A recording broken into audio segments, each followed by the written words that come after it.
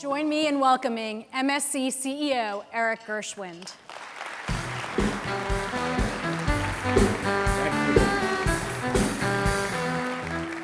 Good morning, Ariba Live. It's great to be with you today. You can't fix what you can't see. Today, there's $145 billion of MRO inventory alone sitting inside of your companies. And 70% of that will never get used. That's $100 billion in waste. The main reason why? Businesses everywhere lack a clear line of sight when it comes to their indirect materials. It reminds me a lot of the challenge that many in this room faced when it came to our direct materials side. Think of it this way. Direct materials are like the garage in your house. It's high profile. People are in it all the time, and it's core to your operation. And over the past decade, the people in this room, procurement, have done a masterful job of cleaning up years of clutter and neglect in that garage. We partnered with technology companies like Ariba to help give us that clear line of sight so we could see the mess for ourselves. We rolled up our sleeves and applied some good old-fashioned elbow grease to do the cleanup. And then we put business process in place to be sure that the cleanup would stick. And it worked. The garage is now spotless. And as a result, your companies are asking your procurement functions to tackle the biggest challenges that your organizations have, not just the biggest challenges that your departments have. And that is a profound shift in the perceived value of procurement inside your companies. All of us should take a great sense of pride and satisfaction in that. But just as we're ready to step into the living room, sit down on that comfy sofa, kick our feet up, and crack open the celebratory beverage of our choice, that's when our spouse walks into the room and says, "Honey, great job cleaning up the garage. Now when are you getting to the attic?" The attic is indirect materials procurement. Think about your attic. It's out of the way. If it's like mine, it's been neglected. The light bulb hasn't been replaced in years, so you can't see what's going on up there.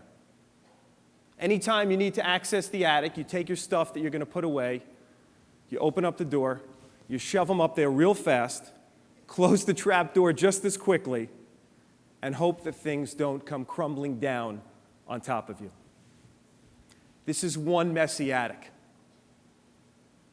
But this attic of indirect materials is the obvious next opportunity for procurement to tackle.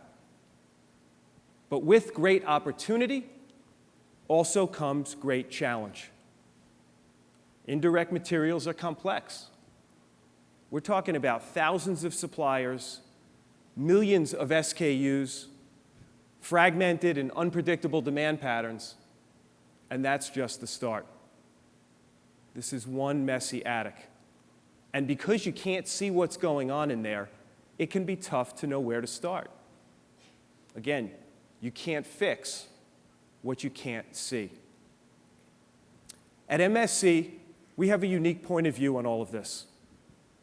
As an MRO distributor, we sell into the marketplace everything from work gloves to abrasives to the most advanced metal cutting tools that are used in manufacturing. And in doing so, we partner hand in hand with procurement to take cost and to take time out of the supply chain. I've been with the company for nearly 18 years, and I've been our CEO for the past year. And during my tenure, I've had the fortunate privilege of working with many of the best procurement minds in the business. And that opportunity has given me insight into the role that procurement plays in our economy. So today, over the next 20 minutes, I'm going to talk to you about the 3 things that we can do to overhaul indirect materials procurement. Number 1, look for time. Number 2, use technology as our flashlight. And number 3, get another set of eyes.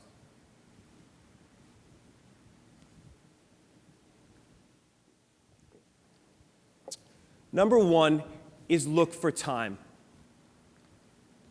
If taking cost out of our operations was the driving force behind the transformation that this room led in direct materials, then squeezing time out of our supply chains needs to be the driving force behind this transformation. Leaner supply chains mean shorter lead times. Shorter lead times, in turn, means faster speed to market. Faster speed to market means that your companies get more new products to your customers faster and more effectively. And all of that means faster time to profit. So my advice when it comes to indirect materials, look for time savings first. And if you do, the cost savings will follow. That's the formula that many of MSC's customers have been using with a great deal of success. I'll share an example. One of our very good customers is a $10 billion producer of paper and packaging solutions. So chances are when you go home and you're back at your home or office and you get a delivery, that delivery is coming in the envelope or box from this company.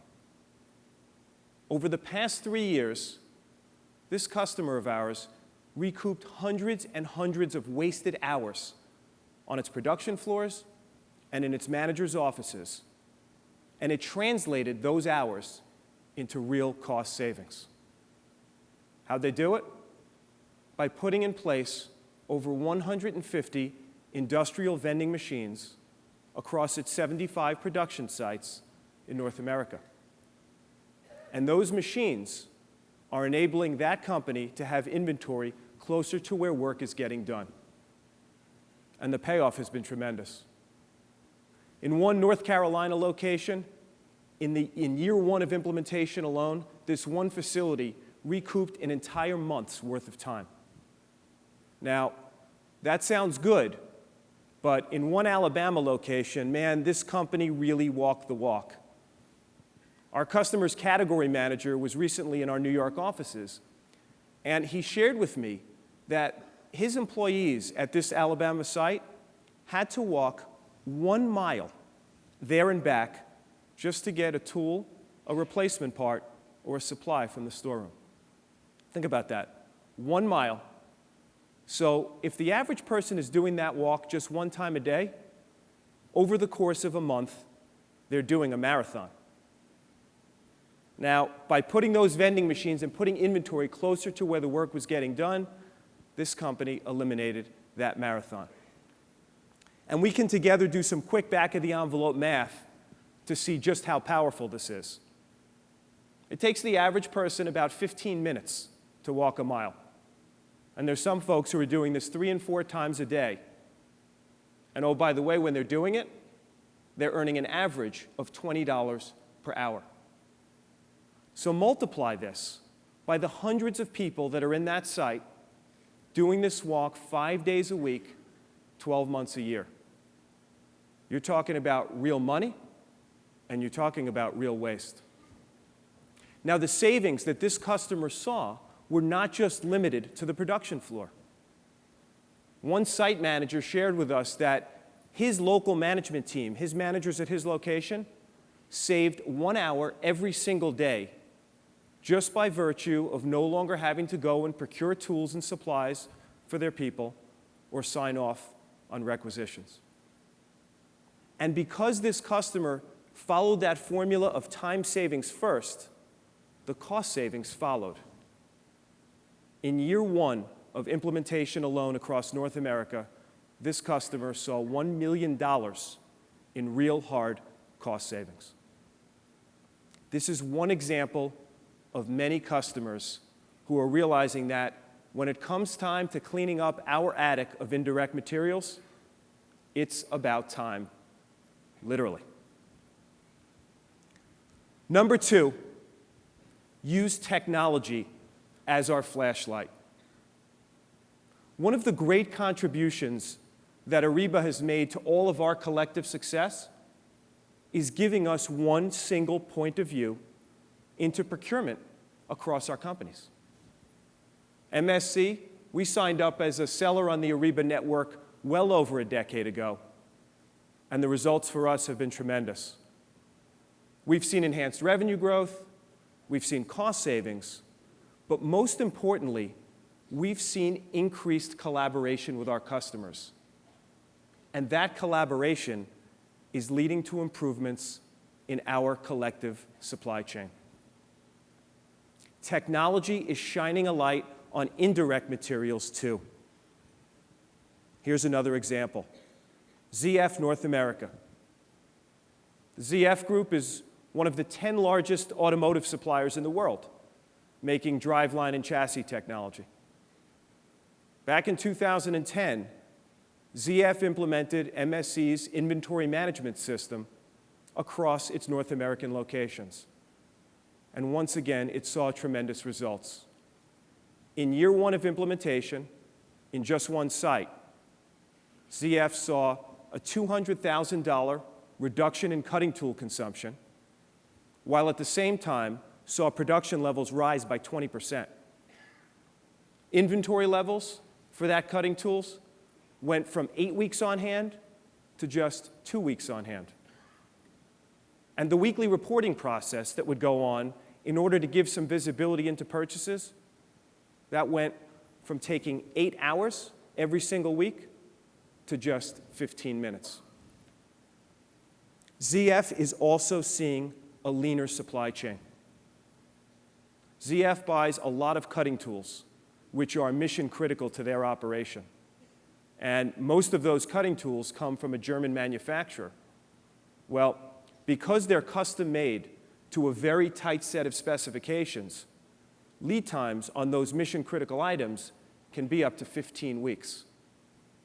Now, when you're making fuel efficient transmissions for the automotive industry, you can't afford to wait 15 days, let alone 15 weeks. As a result, as a supplier to ZF, we at MSC used to see at least one urgent rush order every single week. Now, I'm talking to a group of procurement experts here, so I don't need to tell you that urgent rush orders are not exactly what you want to be doing. They're extremely costly and extremely inefficient. Fast forward 3 years, and those urgent rush orders have stopped completely. That's what it means to have a clear line of sight into indirect.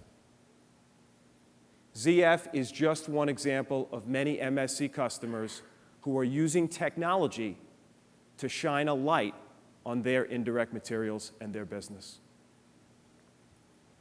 Number 3, get another set of eyes. Sometimes it helps to get another set of eyes. And that's where collaboration comes in. Because we are all interdependent parts of one bigger supply chain. And we can't be successful without each other. According to a recent study, 88% of chief procurement officers say that a tighter working relationship and more collaboration with their suppliers is one of their very top priorities for 2014, because it's going to help them run their business better. I'll be the first to tell you that we work better when we work together. I'll share a quick story with you. It was January of 2013, and I had just taken over as CEO of MSC. One of my very top priorities was to reach out to our most important customers. I wanted to see how we were doing for them as a supplier, but more importantly, I wanted to hear how they were doing as a business. I'll never forget one of my first calls was to Phil Kellart. Phil is the Vice President of Global Supply Chain for Emerson Electric, a $25 billion global manufacturer. And Phil said something with me that was profound and that has stuck with me since that day. Like me, Phil commented on the fact that we're all connected. We're all part of one supply chain. But what he reinforced that was so insightful is the fact that it all starts with the end user, with the customer. Everything that happens in our supply chain begins with the customer and works its way all the way back. Phil went on to describe how, coming out of the global recession of 08-09, Emerson's customers called him and said, "Phil, we can no longer afford to keep our cash tied up in inventory the way we used to. We need shorter lead times from you. Phil, we need you and we need Emerson to be our warehouse for us." Phil went on to explain that it was that customer need that was driving Emerson's expectations of its suppliers like MSC. We talked about and connected the dots how that would quickly work its way all the way back through the supply chain. I hung up the phone with Phil, and my next call was to one of MSC's top suppliers. I relayed my discussion. I shared Phil's observations and explained that that was why MSC had the very same expectations of its suppliers. Following my discussion with Phil, we assembled cross-functional teams from both companies, MSC and Emerson, who sat in a room on the same side of the table and looked at how we improve our collective supply chain. We talked about using technology to speed things up and to optimize it. We talked about using e-commerce to get our collective products to market faster and benefit our customers. It was a great example of how collaboration is driving improved business outcomes. Now, it didn't always work this way in procurement and in our business. I contrast my discussion with Phil with one of my earliest memories in the industrial supplies business. It was the mid-1990s, and I had just started with MSC. My grandfather, Sid Jacobson, who founded MSC back in 1941, decided that he was going to take me under his wing. Probably not too surprising to hear that a grandfather would want to take his grandson under his wing. Well, one of his first priorities for me was to go and visit customers. He wanted me to understand what made them tick. I'll never forget one of my first visits, our first visits. It was to an automotive buyer. And we stepped into this gentleman's office, and as we crossed through the threshold, it was as if I had stepped into a stereotype. The first thing I noticed is a giant wooden desk. And it felt like it was 10 feet deep, with two visitors' chairs on one end and the buyer's chair on the other end. That desk became the perfect metaphor as this conversation went on, because we were literally and figuratively on opposite sides of the table, and we couldn't have been further apart. Sitting in the chair across the way was a burly, grizzled veteran who clearly had been in this job and in that seat for at least 2 or 3 decades. Next to him was a report of papers stacked yay high that occasionally he would look over at, never sharing any information with us. So the meeting begins with my grandfather asking a series of questions. How are we doing for you as a supplier? What can we do to help you run your business better? Man comes back with a one-word answer: price. Now, my grandfather was a seasoned and savvy sales guy, so he decides that he's going to do a little more discovery.